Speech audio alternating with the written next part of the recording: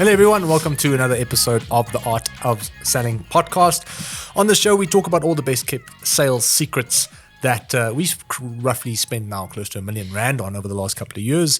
This information wasn't around when we started. We wish it was. And now what we're doing is we're sharing this information for free, and there's no catch. All you have to do is just come with an open mind and practice some of these tips in your business. Now, in the studio today, I've got Gilbert Kompakwe, one of our co-hosts. Thank you for having me. And Vickers van Wyk. Hello, hello. And in today's show, we want to talk about the art of giving when it comes to your business.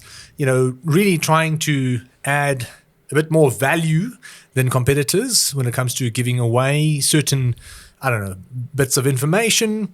So we want to talk about the rule of reciprocity and how powerful it can actually be for a business. And we can give you some real examples and some practical, hopeful tips that you can use within your business. So, yeah, the art of giving. Who wants to kick this off? Yeah, Gary Vee has a book on it called Jab, Jab, Jab, Jab, Jab, Jab, Right Hook. Yeah. And when we apply it to marketing, it's all about, as I said, doing something that's almost unbelievable to consumers, that's too good to be true, and focus on the back end of your business and the lifetime value. I think we've mentioned it a couple of times. Is attract customers with something that's irresistible, while you have in the back of your mind that eventually those are going to become lifetime customers, and it's applicable to most businesses out there. From my perspective, we can maybe just talk about the different things that you can do. It's an awesome book, Jab, Jab, Jab, Right Hook. I think Sabri Subri, who owns King Kong, an agency in Australia, speaks about this all the time as well. He's got a book called Sell Like Crazy. I have some reservations on the art of giving, or at least giving all of this value up front, because I think the reservation is the following. There's different things that you can obviously give away that is valuable to someone to consume, that would make them build trust and credibility with your business, and hopefully, want to give you a shot, because that's really why you're doing it. You're doing it because, one, you want to make an impact, and you want to have people obviously get the benefit of the free information or whatever you're giving away. But then on the flip side of that, the selfish reason is because you want to build a sense of trust and credibility and authority within your space, so that you can easily convert those individuals when the time comes. I mean, what is your take on that, Gil? No, I agree with you. I also have some reservations. Also, I think when it comes down to giving, I think the other question is always, how much do you actually give? To what extent is it going to be valuable enough for the individual on the other end, that you also don't want to give too much, because then it's like, oh, okay, I've got all this amazing information. Cool, that's enough. I'm going to go and run with it myself. Especially if you're selling, a service, and ultimately you are also trying to convert consumers into becoming your customers. So what happens is that when you are, engaging in this art of giving, I think the one question is, how much should you give, and not give too much away so that your service actually isn't needed. But also at the same time, you do have selfish reasons. You want to ultimately convert these people, and when you do that, it's going to come down to the value that you're providing through your, you might want to do a webinar. So let's just maybe also want to look at some practical examples. So if I am a financial consultant and I have the service that I offer to individuals, I have a particular package that I might want to sell to people, but I'm like, you know what? Let me first build some trust and credibility. I'm going to host an online webinar on how to manage your finances. But the selfish side of it is going to come down to typically the sale at the end of the webinar, where I might give you some tips, I might give you some tools to use in the webinar, and I might show you how to go about using them. But then at the end of the webinar, I sell you on something. It comes down to the question of, is that really giving, or is that really your tactic of trying to? Yes. And I've also got that challenge. And I sit there and I think about, are you truly giving, or are you doing this to click? It's almost like bait, bait them in and then try and sell them. Yeah. So I do have reservations around that. And we can probably unpack what really giving is all about. But the premise is simply, you want to provide value so that value in the consumer's mind helps break down any sort of reservations for doing business with you, and it makes it easier to exchange money in terms of your services because you've broken down any sort of barriers because you've given them value up front. The other thing is that in a world where everybody is giving away shit for free, how do you actually stand out? This comes back to, in the beginning, nobody was giving away information for free or any value for free or in exchange for really nothing at the end of the day. So when people started doing it, it worked like a bomb. Now every single guru is preaching it. And if you at your small little business is going to start giving away an ebook with 3,000 Rand ad spend, thinking you're going to get people into a funnel and start selling them 2, 3, 4,000 Rand products or services, you're just making a massive mistake and it's just not going to work. And I would like to unpack why that is. One, everybody is doing it. So there's real no value in something that everybody else is doing because it's an absolute commodity. And with information being a commodity, what the hell are you actually going to give away? So you need to get innovative and creative with how you're actually giving this stuff away, number one. And number two, you have to be very authentic about the fact that you actually have something to sell on the back of that. When I do webinars, I literally just say, yes, we're going to sell you something at the end, but you don't have to stay around for that. You can just take all the good stuff and leave. So you can be like, hey, of course I'm going to sell you something at the end of the webinar. What do you think this is?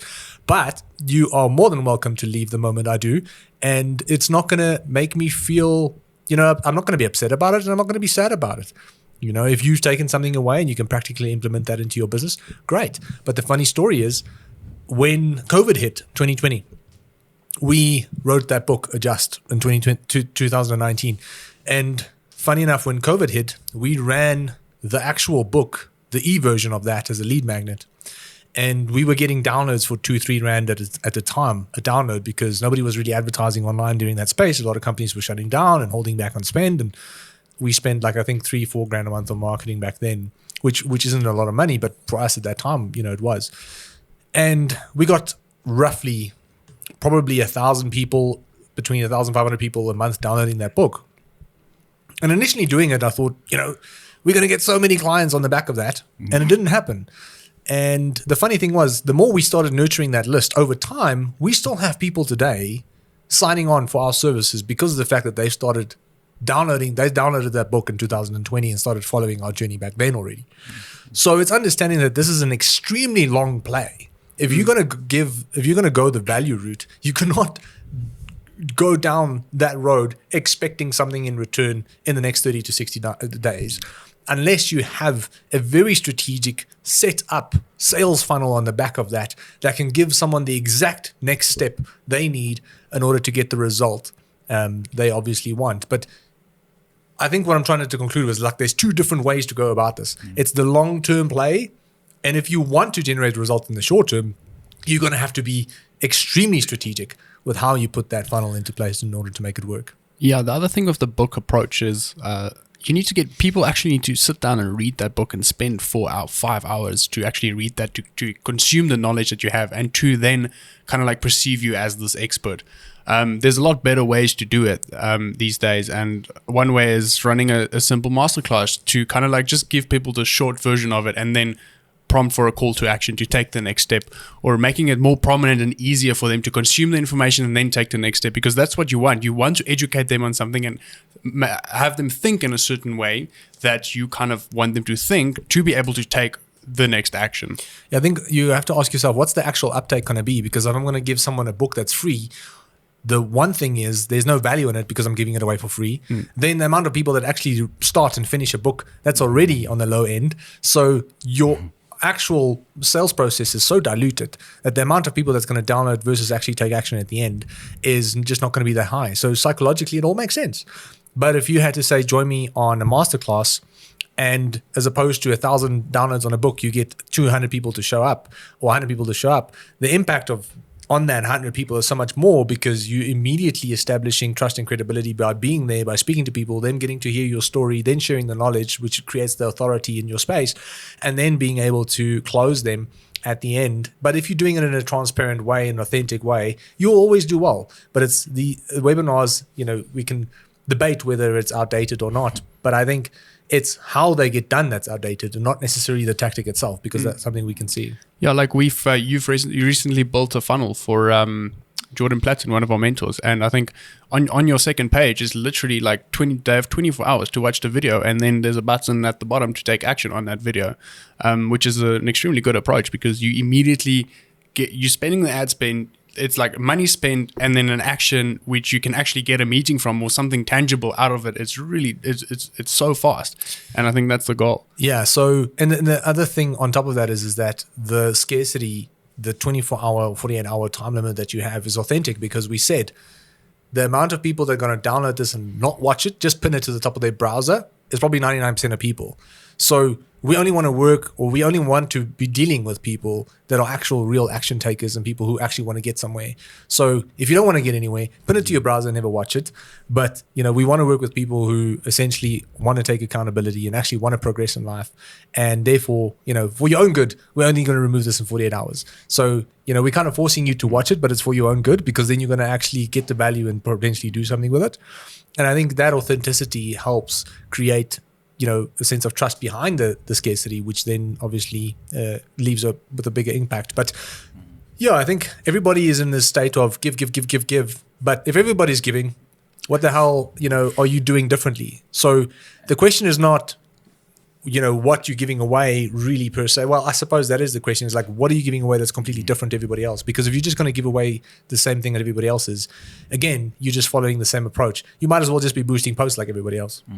Yeah. It's I think I was actually thinking about it. The art of giving is also, if you really look at it, it's a great way to position yourself as a thought leader in that space that you're in, whether you're an agency or just as an individual. The art of giving came down to positioning yourself as a thought leadership, helping people achieve certain projects or goals, and to get to the outcome that they really want, and then ultimately positioning it later at a later stage, like you're saying. It could take 3 months, it could take 6 months, it could take 9 months.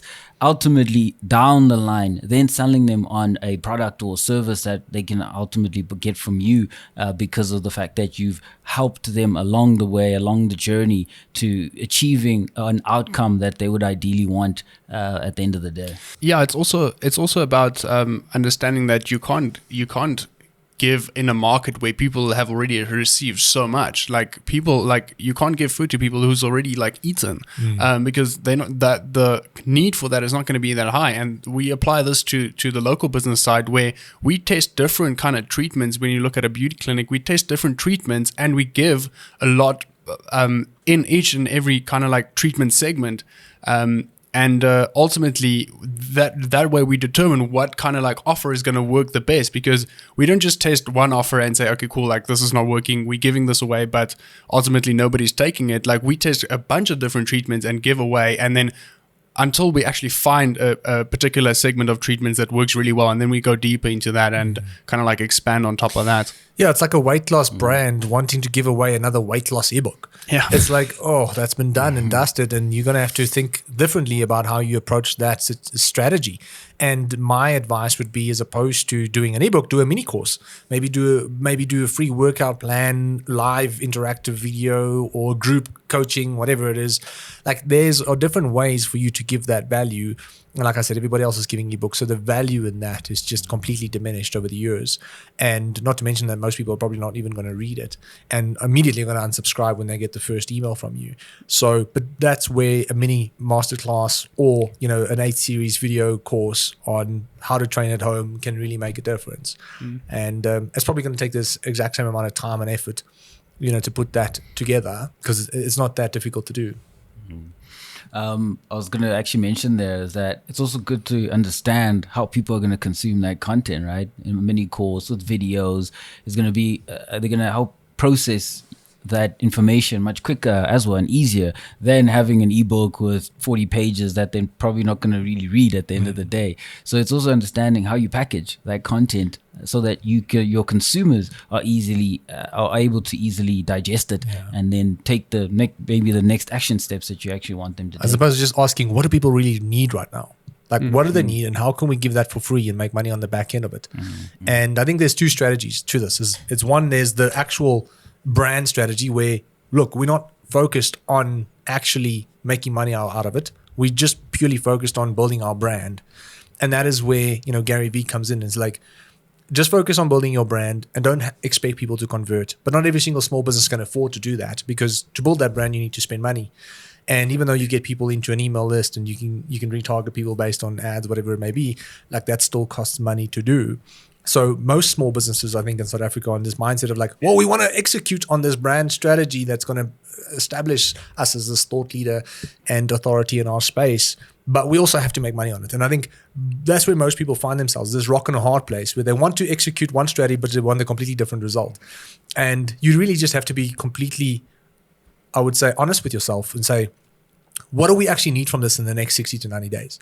And if it's money, you probably shouldn't take that approach. Or if you do take the value approach, then you have to be very strategic with the actual funnel that you are building. As opposed to just doing an ebook strategy, it needs to be an actual funnel that is well thought out, psychologically connected. One step follows upon the other. And it makes financially sense for the person on the other side. But if it's a branding strategy, you probably don't have to overthink it that much. But then you'll have to understand that your goal now is to get people to download the book, for example, or whatever you're giving away, or the mini course or the webinar, but then push them to all the different social channels out there, to your Instagram account, to your YouTube account, to your email list, and all these other channels that can contribute in you building a stronger brand under that audience. So in conclusion, the art of giving is still something that's extremely applicable within the market space or the marketing space, in my opinion. But I think we don't really approach it in the right way. And we look at what all these gurus are saying, and what they're saying is not contextual to most of the businesses, who are small and need a direct return on investment. So it's really understanding how to contextualize it for yourself and how you can then give something away and make money on the back of that. You're most likely just going to need a much better thought out strategy in order to help you do that. My mind is telling me you need both kind of strategies. You need both a short-term kind of like giving. When we apply this principle, you need both a short-term and a longer-term kind of strategy when it comes to that. Because when you spend, like, depending on what kind of brand and how big you are, but you need to be able to get ad spend back as soon as possible and possibly make a profit. And then on the other side, there needs to be a longer term play as well. I think you do need both. I think people also need to understand that it's an absolute numbers game. Like it's like a website where you drive traffic to. We know that 1% of that traffic is most likely going to convert, and that's just the way that it is. And you need to work out everything else around that, because it's not, I'm going to get 5 people to download my ebook and 4 of them are going to give me money. You're going to get 1,000 people to download your ebook. That's looking at it really romantically. Yeah, exactly. And maybe 10 of them are going to give you money. So it's understanding it's a complete numbers game at the end of the day. But in exchange, you're building brand, you're building recognition. And we've seen, when people jump on a call with Wandile, he would send us a message and be like, this person has been following us for a year. This person is following us for 2 years. This person has been following us since we've started. And it's funny, like, how all of that is starting to pay off 3-4 years down the line. Yeah. I also feel like when we talk about the principle of giving, we need to talk about attracting the right kind of crowd as well, because the last thing we want is to spend a bunch of money on a particular offer that we hope would attract more customers for us, and then we just realize after a while we've completely attracted the wrong crowd with this particular offer. And we can't really talk about giving without really touching about, like, just making sure that whatever you give is attracting the ultimate customer that you want, because it doesn't help we attract startups if we want to be working with S&P 500 brands, for instance. It just doesn't work that way. No, absolutely. 100% agree. I think at the end of it, it's like there's such a balancing act between the giving and the getting. And you need to keep your emotions in check as well, and realize that just because you're going to be giving this month, you're not going to just be getting the next month. You know what I mean?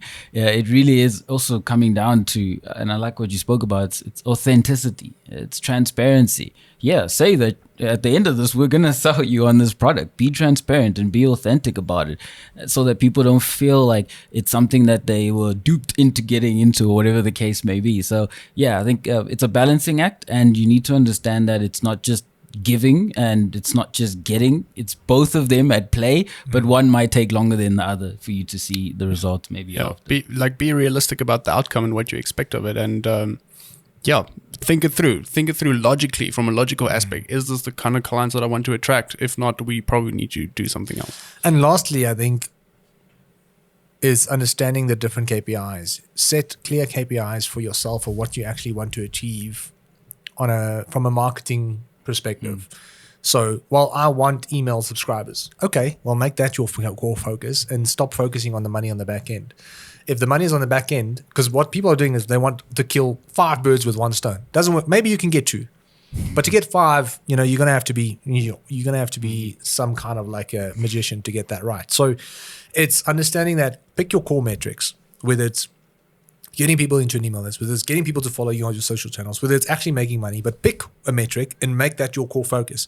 And like you said, don't get overly emotional if the other metrics is not necessarily what you had in mind. But you can't kill 5 birds with one stone. Pick a goal, go do what you can in order to achieve that.